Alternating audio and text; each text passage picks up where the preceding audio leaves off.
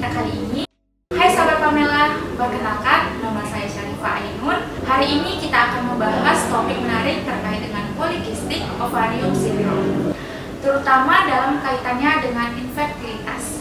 Untuk membahas lebih lanjut, saat ini kita sudah bersama dengan Dr. Firman Alamsyah, SPOG. Datang dokter dan selamat siang. Selamat siang, terima kasih. Dokter, bisa dokter jelaskan secara singkat apa sih itu PCOS? Baik. Nah, PCO atau PCOS itu adalah suatu gangguan hormonal pada seorang perempuan yang umumnya nanti kita ketahui ketika di ovariumnya ditemukan kista-kista kecil, ya, sebenarnya itu adalah folikel. Kemudian juga adanya gangguan menstruasi pada perempuan itu. Kemudian juga ketika dilakukan pemeriksaan lanjutannya akan ditemukan adanya hormon tertentu yang tidak normal nilainya. Seperti itu kira-kira. Biasanya dokter kita ketahui dengan entah menstruasi yang panjang atau jangka waktu yang kecil, menstruasinya itu di mana? Itu bisa berupa menstruasi yang tidak teratur, artinya tidak memiliki pola. Mestinya kan menstruasi itu antara 24 sampai dengan 32 hari jaraknya. Nah, pada orang dengan PCO ini umumnya tidak memenuhi itu. Bisa nanti sebulan itu 2 kali, bisa juga 3 bulan sekali, atau malah nanti haidnya berkepanjangan, berdarah-darah. Artinya haidnya tidak normal. Bagaimana PCOS didiagnosis dan apa gejalanya dokter? Tadi sekilas di awal saya sudah terangkan bahwa awalnya itu seringkali datang ke dokter itu perempuan ini dengan gangguan menstruasi. Gangguan menstruasi itu bisa tadi, ya, polanya yang tidak teratur atau jumlah darah haidnya yang berbeda dari yang biasa. Nah, ketika dilakukan pemeriksaan awal, umumnya kita lakukan USG. Nah, USG ini kita lakukan namanya USG transvaginal. Jadi alat USG ini ada alat USG kecil khusus yang dimasukkan ke vagina untuk melihat gambaran mendetil tentang ovarium. Nah, nanti di sana ditemukan gambaran folikel kecil, mungkin seperti kista-kista kecil gitu, bolong-bolongnya seperti gambaran roda pedati, karena ada pola tertentu di situ biasanya. Nah, setelah itu perlu ditindaklanjuti dengan pemeriksaan hormon. Nah, salah satunya yang paling sering dilihat adalah pemeriksaan AMH. Kira-kira seperti itu. Biasanya dokter kayak kan ada nih biasanya di wanita terjadi kayak sakit perut atau kram, itu termasuk nggak dok? Termasuk dalam penyakit itu nggak, yang gejalanya nggak? Baik, kalau gejalanya berupa kram itu tidak bisa spesifik kita arahkan kepada PCO. Banyak sekali yang bisa menyebabkan perut kram, ya. Gangguan pencernaan sendiri, salah makan juga bisa menyebabkan perutnya kram. Jadi itu tidak spesifik. Bagaimana PCOS mempengaruhi peluang kehamilan? Wah, oke. Kalau ini sangat berkaitan, ya. Bagaimana PCO dengan peluang untuk hamil? Nah, ini pertanyaan yang sangat bagus karena sangat amat berkaitan. Nah, gangguan hormonal yang terjadi pada PCO itu menyebabkan tidak terjadinya ovulasi. Nah, kalau kita tahu ovulasi itu adalah keluarnya sel telur dari induk telur perempuan dari ovarium. Kalau tidak keluar sel telur, maka tentu tidak ada yang akan dibuahi oleh sperma, sehingga tidak terjadi kehamilan itu. Itulah tadi kaitannya antara PCO dengan keadaan infertil atau susahnya untuk hamil. Jadi jawabannya sangat berkaitan. Kalau boleh tahu kan dokter, penting nggak kita untuk sebelum kita menikah memeriksakan PCOS ini? Baik.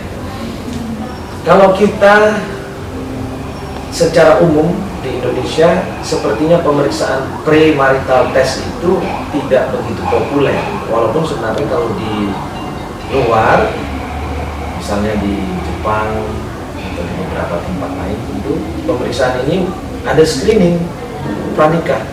Tapi mungkin kita di Indonesia hal itu belum begitu populer, walaupun itu sebenarnya sangat baik. Jadi seperti saya terangkan tadi, bahwa umumnya mereka datang karena gangguan dari haid, karena tidak hamil setelah menikah sekian lama. Nah, barulah mereka memeriksakan kenapa ini, dan disitulah ditemukan adanya polikistik ovarium. Ya, ketahuan setelah. Dokter, apa saja opsi perawatan yang tersedia untuk PCOS, terutama bagi wanita yang mengalami infertilitas? Baik. Jadi pada umumnya secara garis besar penanganan polikistik ovari ini adalah dengan modifikasi gaya hidup menjadi lebih sehat.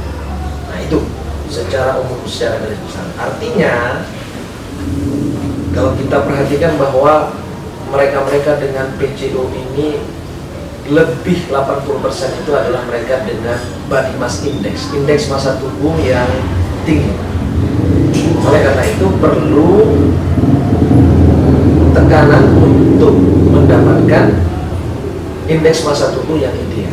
Jadi itu bisa dicapai dengan melakukan diet yang seimbang dan sehat, dibarengi dengan adanya olahraga serta paparan matahari yang cukup, juga mengurangi timbulnya stres, terutama juga cukupnya istirahat. Jadi artinya jangan begadang, bangun lebih cepat. Jadi secara garis besar yang terpenting adalah modifikasi gaya hidup menjadi lebih sehat. Kira-kira seperti itu. Pasti sahabat Pamela pengen tahu apa sih yang harus dikonsumsi untuk penderita PCOS ini, dokter? Kalau mengenai konsumsi makanan, mestinya tidak ada yang spesifik. Artinya diet itu adalah diet yang seimbang dan sehat. Cukup protein, cukup serat. Namun perlu ditekankan di sini karena tadi mereka dengan PCO umumnya adalah mereka dengan berat badan yang berlebih, indeks massa tubuh yang tinggi, maka sebaiknya mengurangi asupan karbohidrat dan gula. Jadi penekanannya di sana, mengurangi asupan karbohidrat dan gula. Tapi makanan yang lain yang dalam tanda kutip adalah real food, nah itu mestinya tidak ada pantangan khusus pada orang kecil. Kayak daging, dokter, gitu harus? Boleh, harus seimbang. Ada dagingnya, ada ikannya, ada sayurnya, ada buahnya, begitu kira-kira. Jadi harus seimbang ya, Betul. dokter? Iya. Apa ada perubahan gaya hidup yang dapat membantu mengatasi PCOS ini? Baik. Tadi sekilas sudah saya sampaikan. Nah, kalau kita mau lebih perdalam tadi, mungkin bisa bahwa tadi pertama diet itu rendah karbo, rendah gula, seimbang, artinya cukup protein, seratnya, vitamin dan lain sebagainya. Kemudian kita mesti barengi dengan adanya olahraga.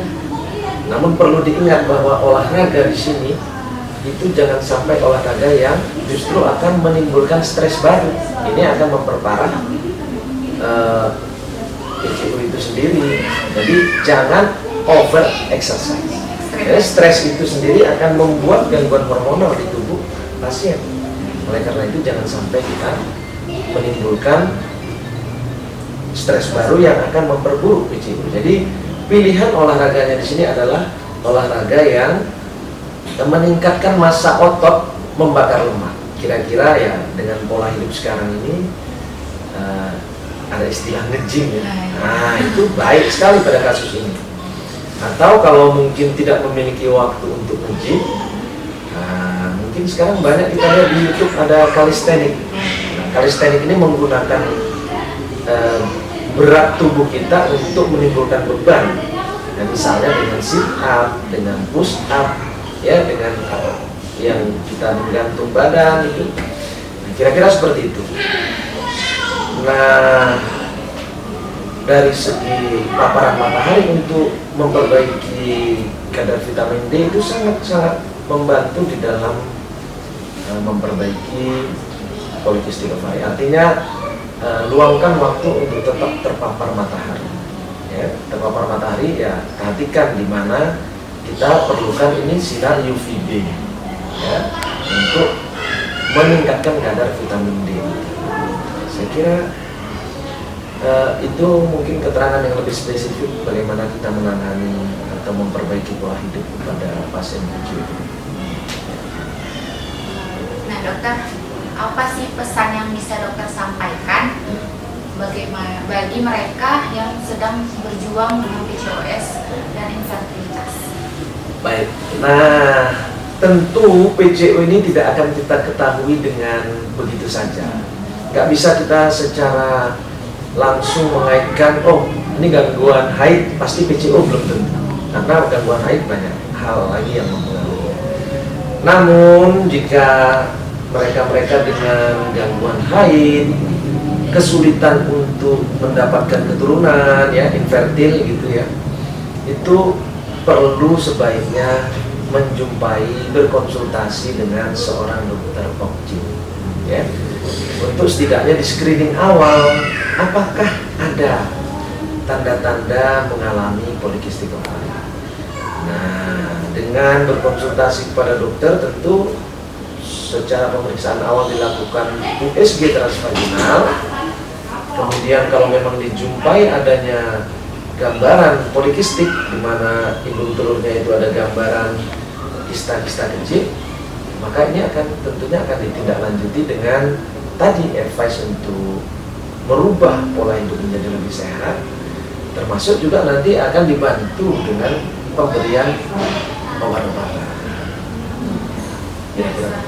Biasanya dokter, obat-obatannya itu ada nggak tengah waktunya dokter? Misalnya kayak seminggu, sebulan, bahkan ada yang saya dengar sendiri ada sampai 6 bulan dokter putus. Ya, baik. Pada prinsipnya pemberian obat itu disesuaikan dengan keadaan polikistik ovarinya. Jadi tidak ada kepastian bahwa ini ibu ini harus makan obat ini selama sekian lama, nggak ada. Tapi bahwa setelah dilakukan pemeriksaan, baik itu USG, pemeriksaan darah, dan lain sebagainya sebagai penyajakan, karena infertil misalnya, mereka datang, si ibu datang dengan infertil, bisa saja masalahnya hanya PCO, bisa juga dibarengi dengan persoalan lain. Gangguan hormon juga demikian, bisa karena PCO atau bisa karena obat lain. Jadi kita nggak bisa sama ratakan saja, gitu ya. Mereka dengan PCO akan dapat obat sekian lama, sekian banyak, jenisnya sama enggak. Jadi itu memang murni setelah diperiksa baru kemudian ditentukan obat apa yang tepat untuk itu kira-kira. Berarti kita dokter harus cek dulu keadaan pasien yang tadi. Benar. Terima kasih untuk dokter atas penjajaran ilmunya. Terima kasih kembali. Mungkin banyak yang belum tahu apa sih itu PCOS. Ya. Terima kasih saya ucapkan kembali kepada dokter Firman Alamsyah, SPOG. Terima kasih, saya juga terima kasih diundang untuk saling berbagi. Mudah-mudahan bermanfaat. Halo sahabat Pamela, sekian video edukasi kita kali ini. Semoga informasi ini bermanfaat untuk kita semua. Saya Syarifah Ainun undur diri. Assalamualaikum warahmatullahi wabarakatuh.